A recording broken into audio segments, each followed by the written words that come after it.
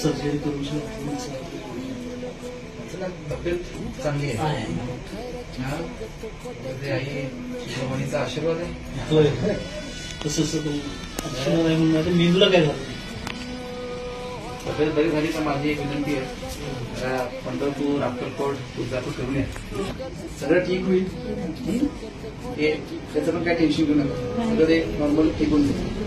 सोलापूरमध्ये medical facility चांगली देतो. चांगली. माझा मानस आहे की पुढच्या एक 5 वर्षांमध्ये पुढच्या आपल्या कागलमध्ये मेडिकल फॅसिलिटीज मी काय राजकारण बोलायला नाही, माणसाच्या नात्याने हिशोबाने आलोय.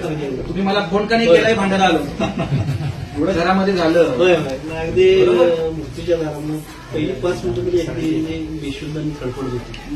ते रक्त फार चालतं बंद शुद्धीवर आले म्हणून नाही, मग आंदोलनच बोलायचं. काळजी घ्या, काळजी घ्या. मी आहे सदैव तुमच्या पाठीशी. थँक्यू. चालेल.